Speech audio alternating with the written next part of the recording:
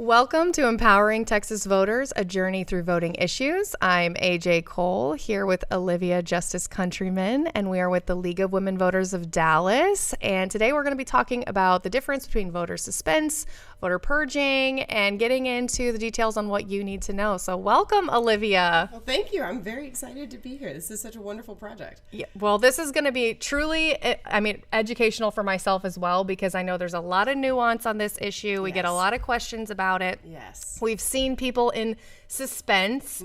Can you tell us, what does that mean, voter suspense? When you look up and see if you're a registered voter and it says suspense by you, what does that mean? So when a voter is listed as being in suspension, it means that that voter has been flagged for potential removal from the voter rolls. And so the voter rolls are that very necessary list of registered voters that all counties maintain. And it is done at the county level.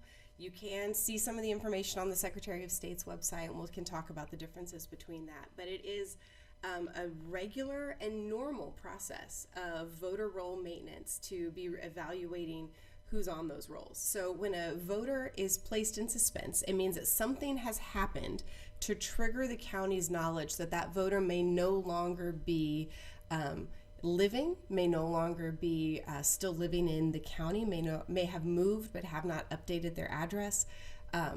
So that's what that means. So once a voter is placed in suspense, they still are on the voter roll. And that's a really important thing to know, is that even if you're placed and flagged in suspense, you are still a registered voter on the roll, but you're in limbo.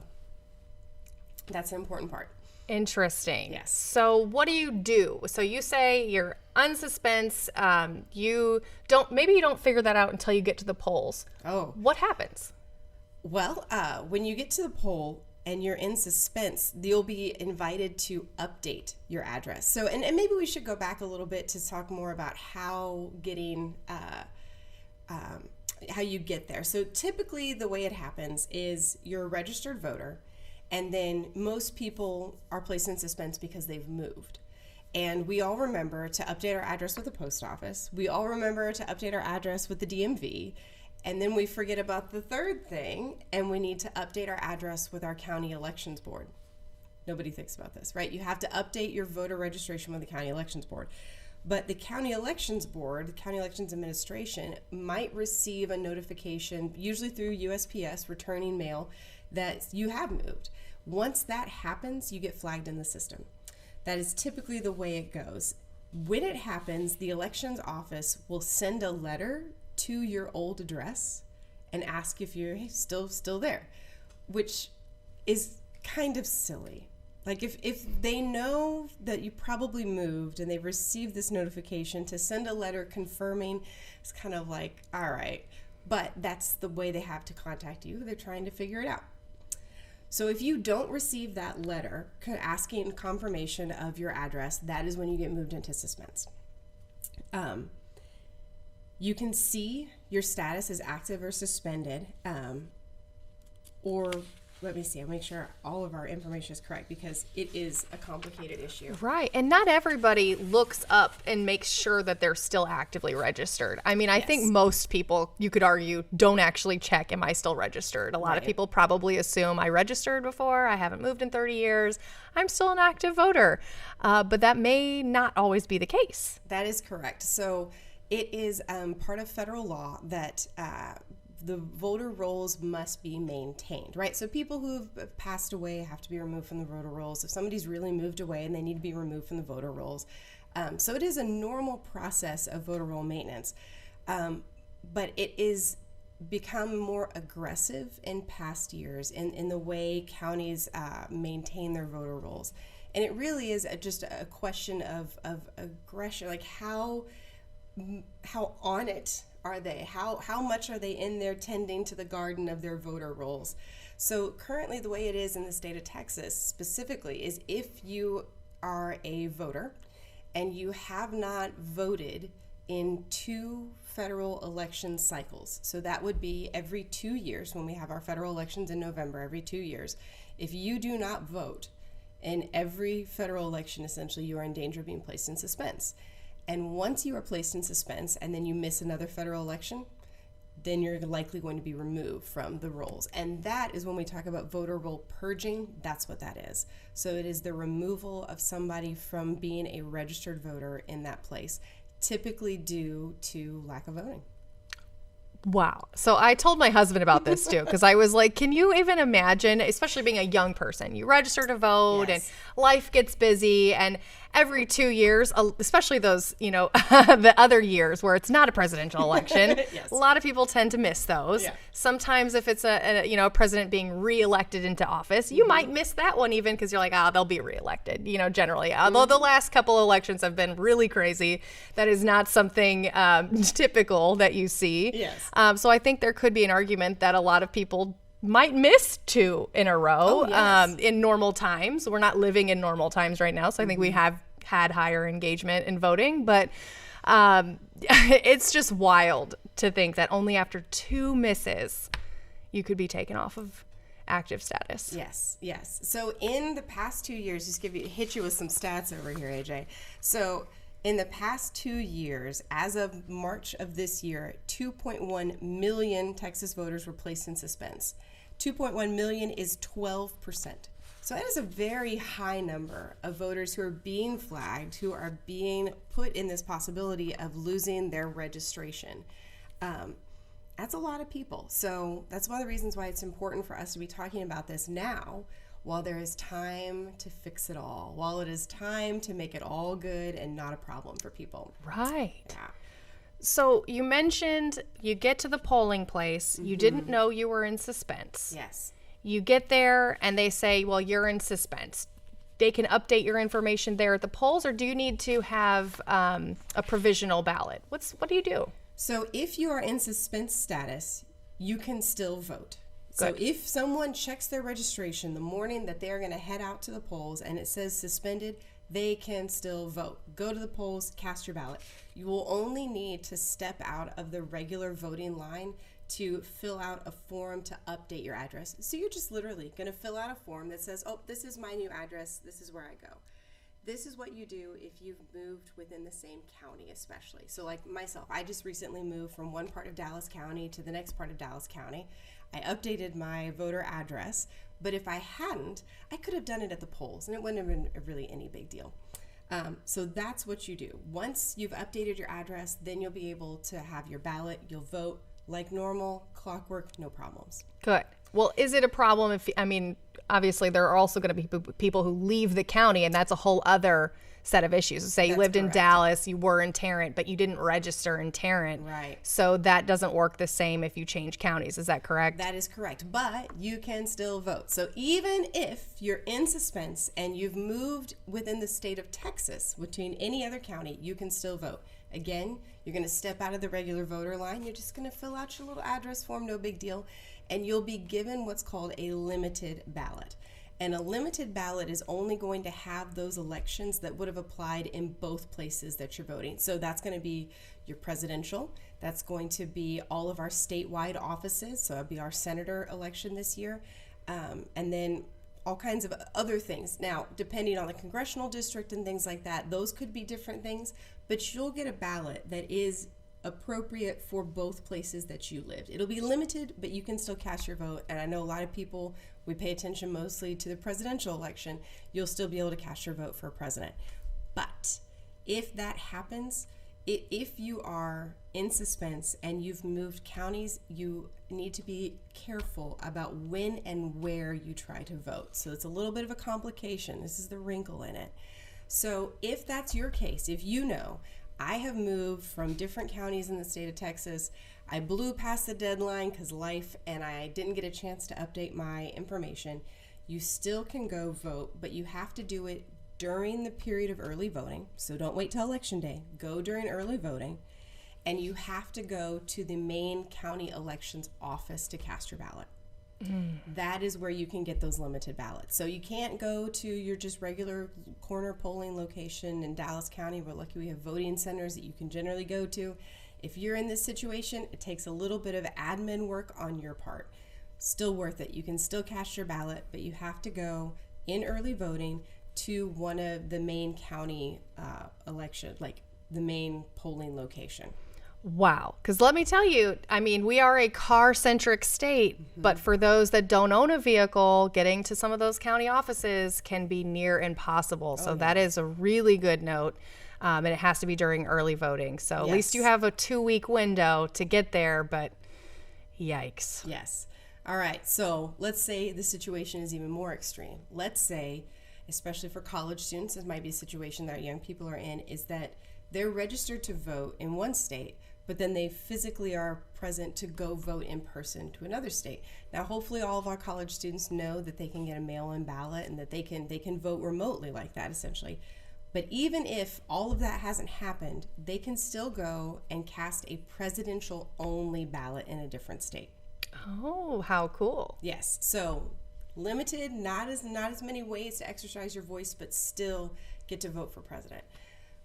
Well, at least that's something, because I know it is hard to remember, and sometimes those mail-in ballots take forever to get to you. Sometimes they don't get to you in time. Sometimes you didn't request them in time. There's a lot of hairy issues around mail-in ballots.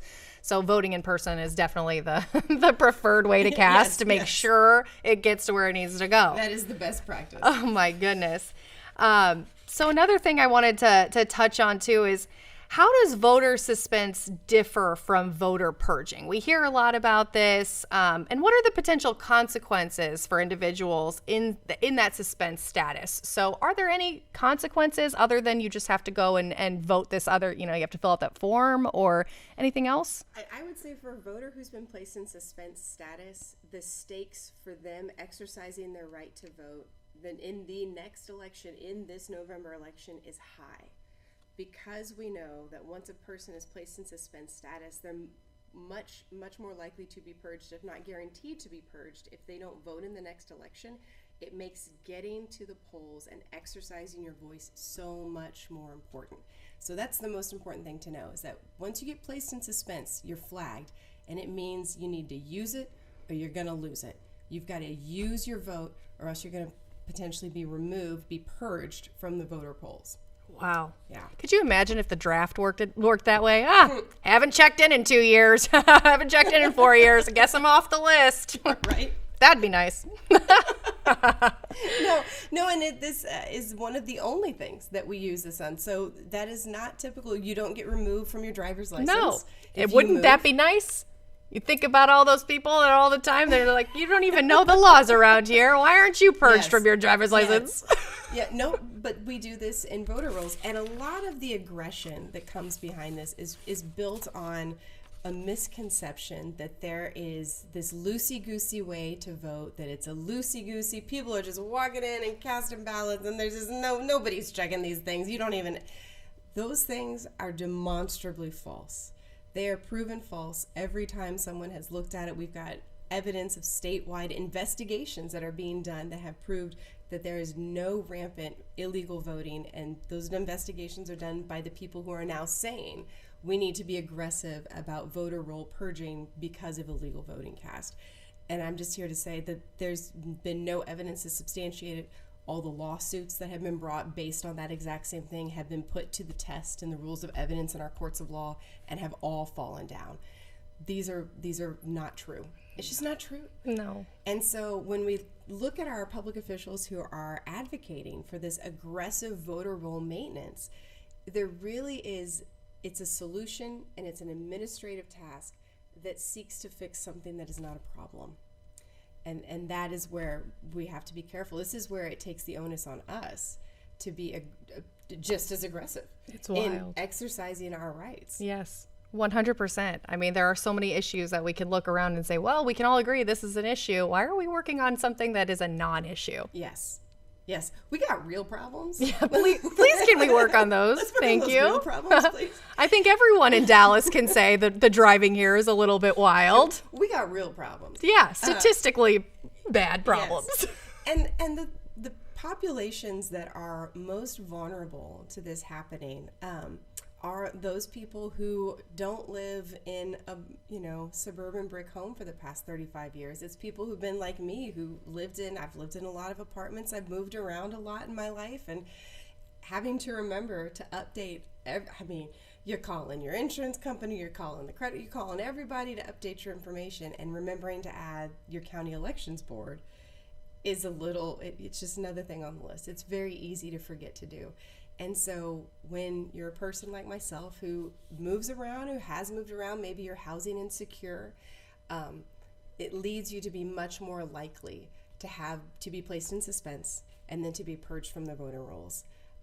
So it is affecting the populations of people who are frankly working on other things, the bandwidth. So in the Dallas County, especially in Dallas, Tarrant, Collin County, it's suspected that 1 in every 5 voters is potentially going to be affected from either voter suspense or voter purging. Wow. 1 in 5. That's a lot. It's alarming. It's a lot of our neighbors. It's a lot of our community that will be administratively prevented from being able to exercise their voice, and we need their voice. You know, another thing to think about too is, you know, there's a record of people that pass away. Like the state keeps track of people that have passed away. So the argument in my mind is to say that, oh, they haven't voted in 2, you know, federal elections, so they must have died. Let's say that's the assumption. Yeah. But I mean, there's a death certificate. The state has these records. They could easily cross-reference to say, okay, we know these people have passed, so we can remove them from our voter rolls.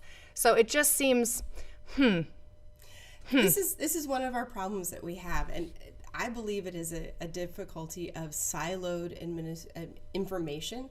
So, and this is something that when people go to check their status, they may run into these silos. So our voter rolls are maintained by our county office, right? So when I live in Dallas County, I go to the Dallas County voter checkup. That is going to be the best and accurate information to find out if I'm in suspense. I can also go to the Texas Secretary of State's website to look up my voter status, and a lot of people use that because it's the one that's for the state, easy to find. But the Secretary of State information is not always accurate. They are not always on top of the information that they're receiving from the counties, if they even do receive it from the counties, and I don't know what that process looks like. That is another one of the problems here with communicating to the public, is that voter roll maintenance is up to really this moment, even as someone who's been involved in elections, was a black box process. We didn't know how counties manage the rolls. We didn't know the process that they had of flagging voters and then purging them from the rolls. And now we're starting to know because so many people are affected. Almost 13% of Texans are in suspense. 13%. That's huge. More than 1 million people. Especially when our turnout percentages are already not the greatest in the country by any means. Yes, ma'am. And so when you have such a huge chunk of registered voters potentially on the verge of being purged every year or every 6 months, depending on how they do the rolls, I mean, that's wild. Yes. Yikes. Yes. And there has been proposed legislation to make that voter roll maintenance an even more aggressive process, which, again, is going to affect, especially in this area, 1 in 5 voters. I view it as a solution to which there was no problem. But we all have the ability. For me, it all goes back to, what can I do to fix this? What can I do about this? Yes. And we can. Even if you're in suspense, you can vote. Even if you have been, these problems, you've moved and you haven't updated, you can still vote. Good. Now, what happens if you get to the polls and you found I've been purged? If you have been purged, you may not you may not vote. So that means that your voter registration has been canceled. It has been taken away. So a purged voter may not cast a ballot. That's so sad. Yeah, but there's still time. AJ, don't Yes. forget, there's still time. October 7th, you can still register. We encourage everyone to check their registration statuses. I'll put the links in the description of these videos. Because yes, time is quickly running out to make sure that you are still registered. Now is the moment. Now is the moment. So when you go to check your registration, first and foremost, I suggest going to the best source of information, and that is your county elections website. You literally put in, if you live in Tarrant County, I would go to the Google and I would type in Tarrant County voter registration check. It's going to take you right there. It's going to ask you for pieces of information. Give them your information. It's going to ask you for your birth date. It's going to ask you likely for your driver's license number. And it's going to ask you for something called your VUID. And this is a long number that is a specific voter assigned number. Just like we've got a social security number and a driver's license number, our VUID is our assigned voter number. I don't know. Do you know your VU? No. And we're like into voting. And No. we don't know these numbers. I know where my card is, but I do not know that number. Girl, half the time I don't know where my card is. So you can look up your VU ID, go through that process. It'll be a secondary step. So when you get there and you're asked for information you don't have, do not stop. Keep going, keep clicking through. You'll be given an opportunity to look up your VU ID on the Secretary of State's website. Click through, provide that information to get the number. Then you're going to have to do something that's really old school. When you get your VU ID number, it does not like auto-populate back into your county site to search for it. You're going to have to either like copy and paste it to put it into or write it down. So just be ready for that step as well. And I'm highlighting all of these little speed bumps because it's happened for me that I go to take care of some admin task in my life, right?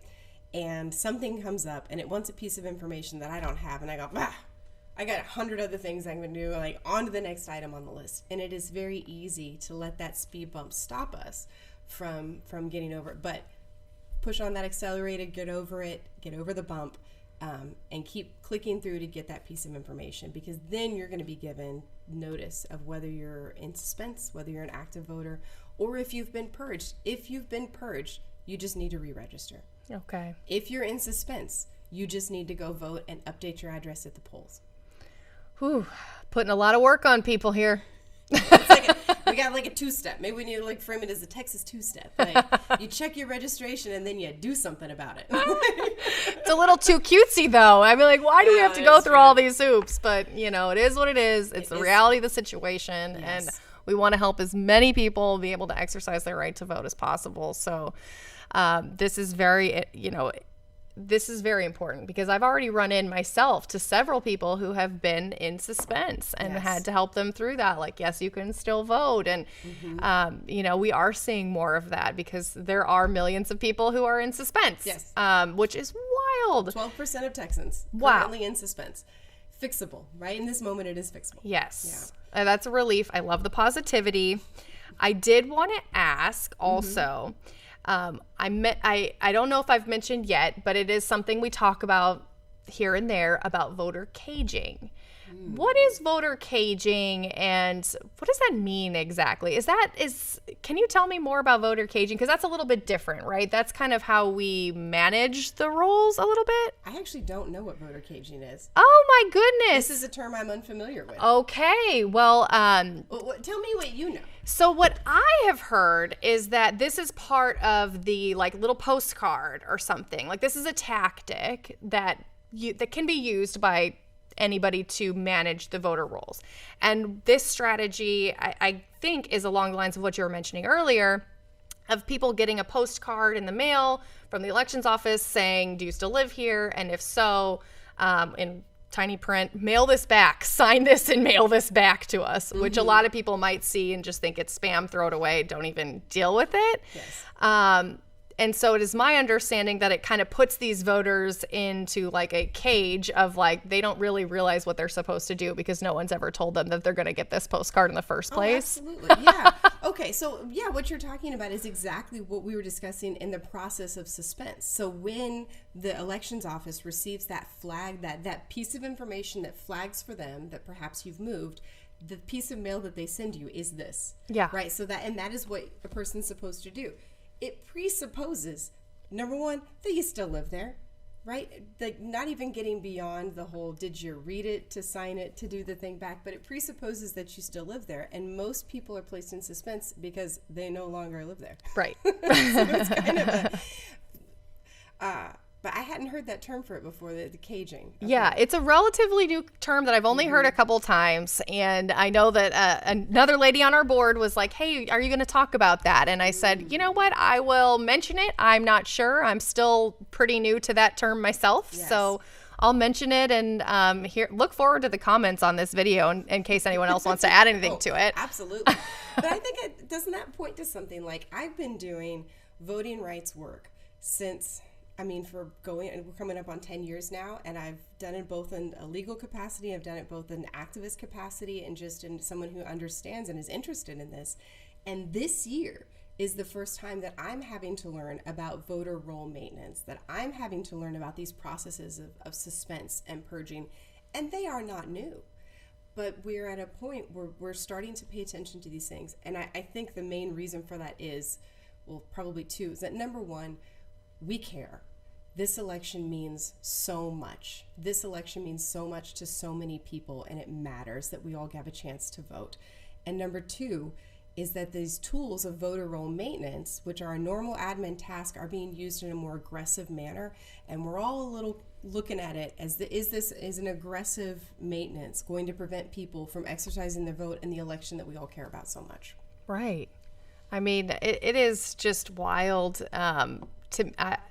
I have my own thoughts on that, and it's just, you want people to be able to feel heard. It brings people together. When people feel heard, they are more likely to be engaged in your community, less likely to commit crimes. Mm-hmm. They are more likely to help their neighbors. I mean, just there's so many statistics on what it means to be civically engaged.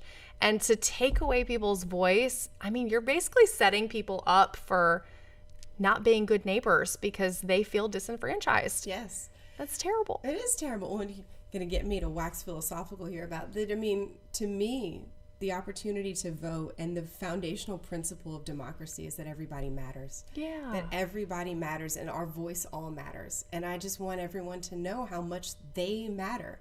They make it, I hear from people all the time that, I don't pay attention enough to go vote, or I don't know this.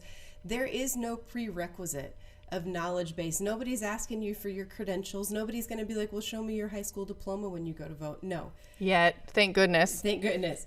Right? Because you have the opportunity and the right to exercise your voice for the sheer fact that you are an American citizen. Isn't that? Full stop. I mean, it is your birthright. Truly. It's one of the most exciting things to turn 18 and be like, I'm an adult. I can vote. I can participate. Oh, yeah. Oh, my goodness. I mean, 18 in an election, a presidential election year, and wild horses could not have kept me away from that. Same.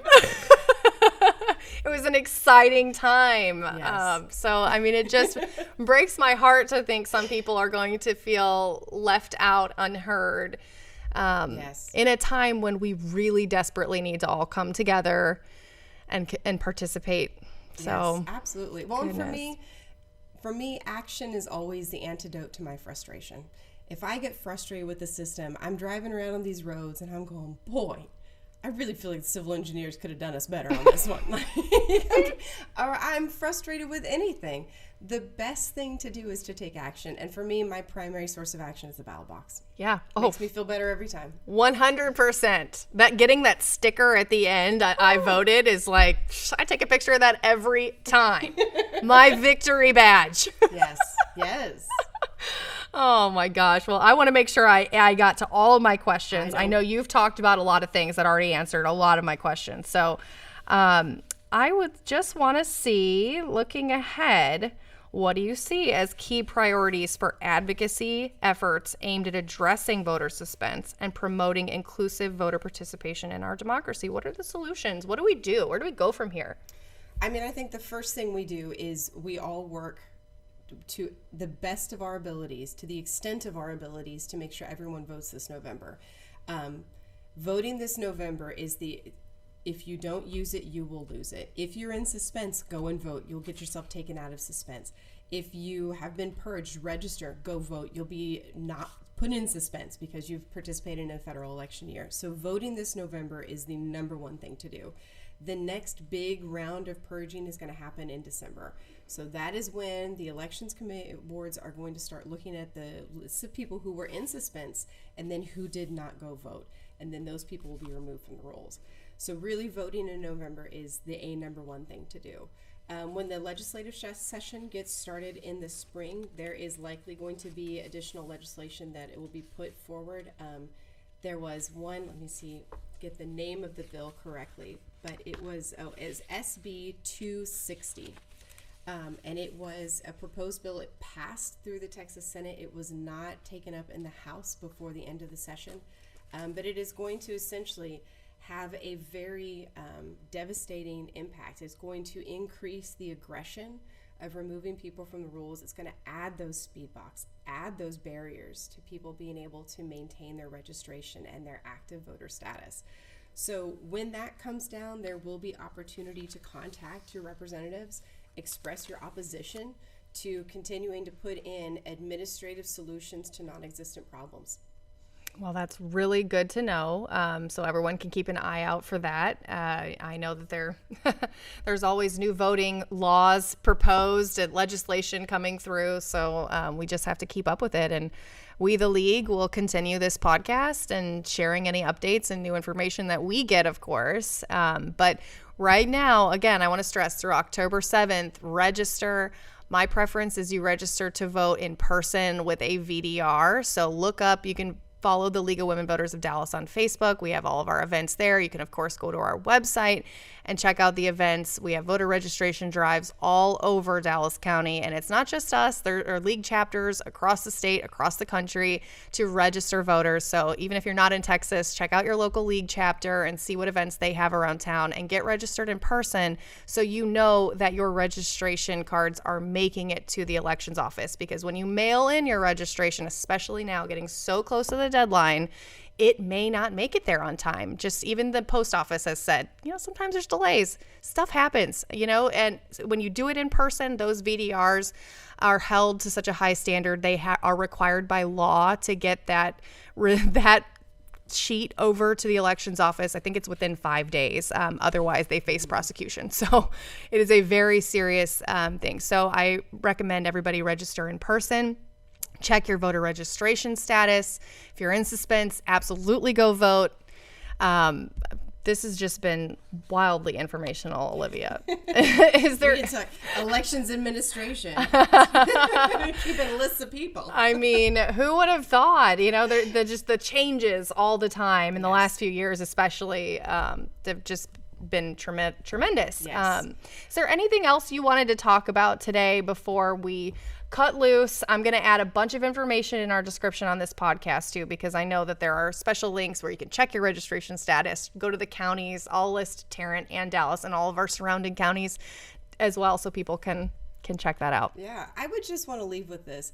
The people who run our elections boards, who are our elections administrations in our counties, are literally public servants. They are doing excellent work. They're doing it in the midst of changing laws, and they're doing it at a point in time when we're starting to pay a lot more attention to the way that they do their jobs. And I just want to shout out the fact that almost every single person I've ever interacted with who worked in elections administration is someone who is dedicated, just like you and I are, to supporting access to vote. And so I just want to shout out the people who work at the counties to get this stuff done. They need our support. Yes, they do. And respect people. I mean, I've seen some really horrible stories of people being threatened or like, it is a scary job now in today's political climate. So I just wish them the best. And thank you for all of your hard work. Yes, thank you for bringing that up. Yeah. All right. But the only thing I'll say is use it or lose it. Go vote. Go vote. Thank you.